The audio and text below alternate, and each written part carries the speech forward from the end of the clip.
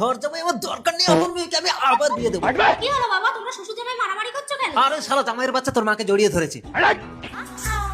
ওমা, তুমি আমার শাড়ি পরেছো কেন? আরে শাড়ি পরেছে বলে কি তালকানা জামাই কুতকুতানির মুখটা দেখবে না? না, আমি ওকে কোনো মেয়ের মুখ দেখতে না বলেছি।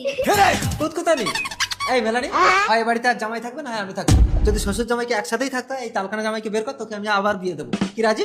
হ্যাঁ বাবা, আমি রাজি। মেলানি, দেখো বাবা, আমাকে যদি আবার বিয়ে করতে হয় তাহলে আমি অন্ধ ছেলেকে বিয়ে করব, তাহলে সেই অন্ধ ছেলে মাকে দেখতেও পাবে না, জড়াতেও পারবে না। তুই আমার জন্য অন্ধ ছেলেকে বিয়ে করবি মেলানি? আচ্ছা ঠিক আছে, আজ থেকে না হয় আমিও চোখ বেঁধে নিচ্ছি। তোমার মেয়ে অন্ধস্বামী নিয়ে ঘর করবে, তুমিও না হয় অন্ধস্বামী নিয়ে ঘর করবে। কই রে? বাবা। এই কে রে? তাই বলে এই হারাম এই bro? শৌর মশাই, শৌর মশাই। বাবা বাবা আসতে। যাবে রে? এই চলে এসো। আমি একটু কর। সোশ্যাল মিডিয়ায় তোর একটা ছবি দিয়ে বিয়ের জন্য বিজ্ঞাপন দিয়ে দিলে দেখি তোর একটা ছবি নেই, হাজার হাজার অন্ধ ছেলে লাইন পড়ে যাবে। এই পোস্ট কই গো কুতকুতানি?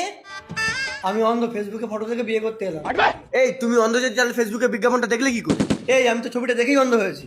এই আমার এই প্রপার্টি লেবে তোরা অন্ধ শুনছে আমার মেয়েকে বিয়ে করতে এসেছিস? যা তোকে বিয়ে দেবো, যা। আমি কেন? আমি অন্ধ। আমার বউ ফেসবুকে বিজ্ঞাপন দেখে আমাকে বলেছে, তাই আমি বিয়ে করতে এসেছি।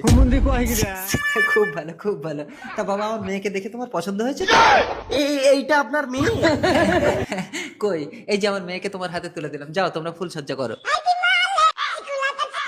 কই গেলে কুতকুতানি? কই গো? এই কে রে এটা আমার কুতকুতানি?